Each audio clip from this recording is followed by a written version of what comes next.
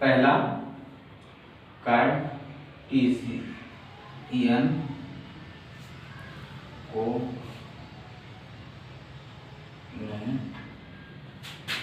System, Cartesian coordinate system में हम लोग जानते हैं कि जनरली इसको एक्स एक्सिस लिया जाता है, इसको जेड एक्सिस लिया जाता है या वाई एक्सिस। तो इसमें डोमेन ऑफ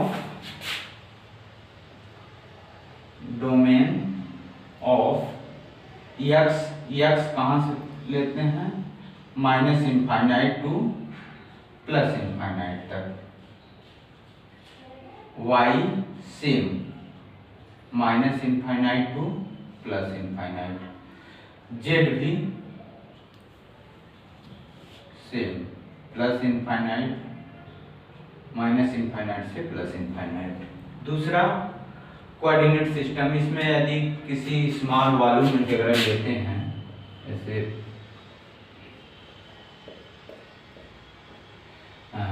यह हो, आप लेते हैं इसको x, इसको y और इसको dz, तो वॉल्यूम होगा dx dy dz, small volume. Second cylindrical,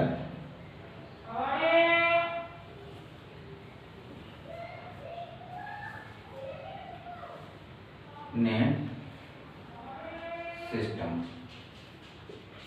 cylindrical coordinate system में हम इस तरीके से लेते हैं, एक सिलेंडर है,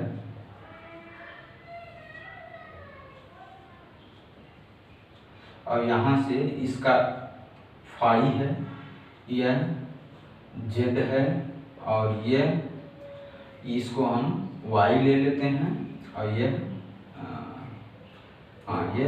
एक्स ले लिया। तो यहाँ पर एक इसका रेडियस होगा r, तो डोमेन ऑफ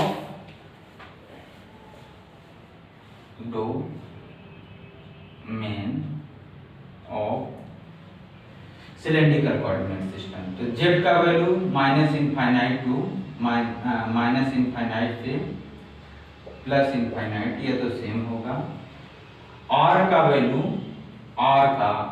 वैल्यू होगा 0 से लेकर इनफाइनाइट तक, प्लस इनफाइनाइट तक, इसको कितना बड़ा, और फाई का वैल्यू होगा 0 से लेकर 2 पाई तक, प्लस 2 पाई तक, यह पूरा सर्कल। थर्ड है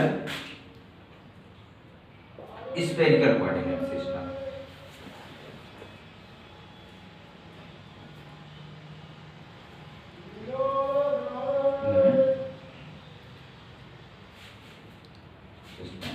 स्फेरिकल कोऑर्डिनेट सिस्टम में यह वाई एक्सिस है, यह जेड एक्सिस है, यह एक्स एक्सिस। तो यहाँ से लिया एक स्फीयर है, तो यह तो फाई रहेगा, और एक एंगल और लेते हैं जिसको थीटा बोलते हैं, और आर रहेगा, तो ये डोमेन लिखते हैं, डोमेन ऑफ स्फेरिकल सिस्टम। क्या होगा,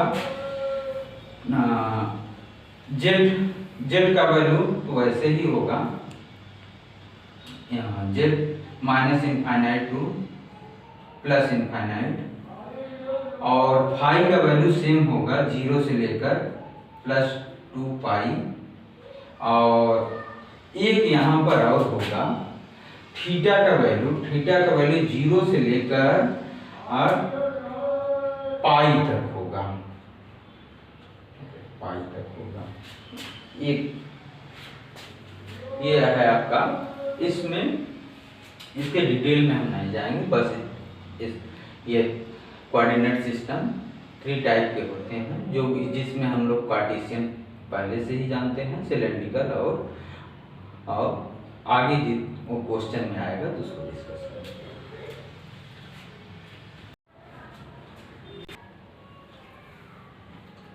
फर्स्ट थ्योरम है गॉस डाइवर्जेंस थ्योरम, या इसी को डाइवर्जेंस थ्योरम भी बोलते हैं। हमने एक कार्टेशियन कोऑर्डिनेट सिस्टम में एक स्मॉल वॉल्यूम लिया, ये ओरिजिन है, ये ओरिजिन है 0 0 0, और यहाँ से ये स्मॉल dy डिस्टेंस पर dz और dx डिस्टेंस का एक स्मॉल वॉल्यूम लिया, इसको लेट कर। हम जानते हैं कि गॉस थ्योरम से electric field in dot product of area is equal to charge in upon epsilon 0, equation number 1। यह गॉस थ्योरम के अकॉर्डिंग होता है, जो हम लोग इंटर में पढ़े हैं। फिर इसका हम क्लोज इंटीग्रल लेंगे। क्लोज इंटीग्रल का सिंबल यह होता है डॉट ए और क्यू इन। सपोज कोई चार्ज है यहाँ पर क्यू इन, और एप्सिलॉन से डिवाइड करेंगे। फिर एक वॉल्यूम से डिवाइड कर रहे हैं, तो वॉल्यूम से क्या होगा, dx dy dz, और इधर भी dx dy dz। यह स्मॉल वॉल्यूम है, और इसी को बोलते हैं डाइवर्जेंस। यह सिंबल है डाइवर्जेंस ऑफ E। इस पूरे पार्ट को डाइवर्जेंस ऑफ B, और Q बाई V, तो वॉल्यूम चार्ज डेंसिटी, इसको rho upon epsilon, equation number 2। अब हम इसमें इस सरफेस पर से इलेक्ट्रिक फ्लक्स निकालेंगे, इस सरफेस से निकालेंगे, इस सरफेस से, सभी सरफेस से निकाल के ऐड करेंगे, तो देखेंगे क्या आता है। पहले हम y डायरेक्शन में लेते हैं, तो suppose E divergence of E किस डायरेक्शन में, y डायरेक्शन में। y डायरेक्शन में लेंगे तो हम यहाँ पर E dy यहाँ इस पॉइंट, इस सरफेस पर लेंगे, यह आएगा x comma y plus D Y into Z, और यह सरफेस क्या होगा, यह डिस्टेंस z है dz, और यह डिस्टेंस है x, तो इसका एरिया होगा, इस पार्ट का एरिया होगा dz dx। इसका मतलब dy ले रहे हैं, तो dz और x, y वाला पार्ट नहीं आ रहा है, dz dx। फिर सेम माइनस y डायरेक्शन में लेंगे तो माइनस साइन ले लेंगे, e y x y और z, क्योंकि यह ओरिजिन पर है, ये लेंगे। फिर इसको same divergence D Z direction में ले लिया, डी जेड में लेंगे E Z X Y comma Z plus D Z. Z direction देखिए, ये है आपका ये वाला एरिया, तो यह है डी एक्स और डी वाई, देखिए डी एक्स डी वाई। फिर निगेटिव डायरेक्शन में सेम ऐसे ही, निगेटिव डायरेक्शन में E Z X Y comma Z D X D Y. इसको इक्वेशन नंबर मान लीजिए 3 और इसको 4 कर लीजिए। Next divergence X D X direction में, तो D X X plus D X plus D X मानी ये पार्ट का एरिया जेड। तो यह डिस्टेंस है, ये डिस्टेंस है डी जेड, और यह डिस्टेंस है, ये डिस्टेंस आपका वाई। तो डी जेड डी वाई, और सेम माइनस डायरेक्शन में होगा तो E X X Y Z D Z D Y. Equation number यह 4 या 5 है। ये अब यहां से इरेज करेंगे। Equation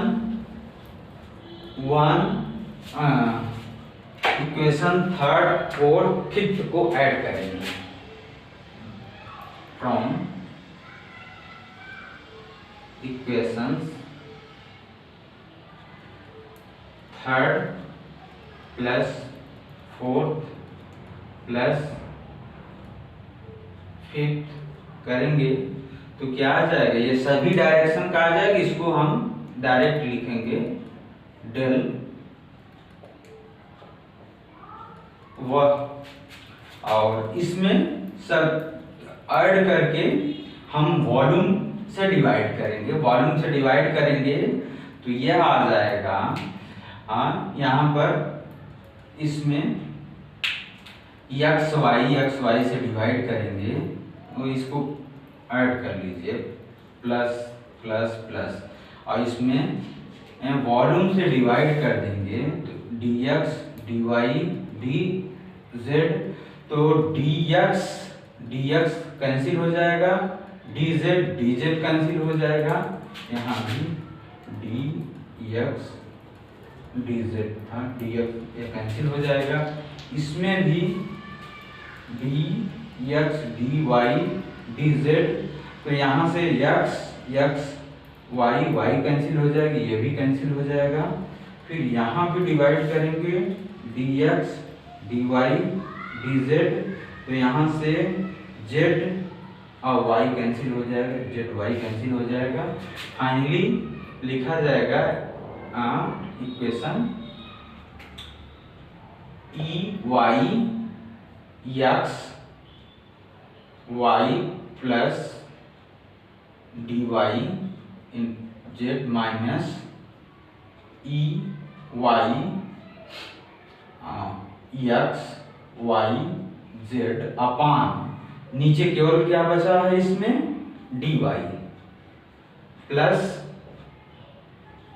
D Z X Y और Z plus D Z minus E Z X Y and Z, नीचे क्या बचेगा डी जेड, यहाँ पर केवल डी जेड बचा है।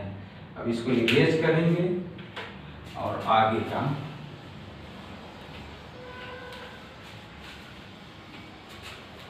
सिमिलरली हम लिख सकते हैं E X plus D X Y Z minus E X Y and Z upon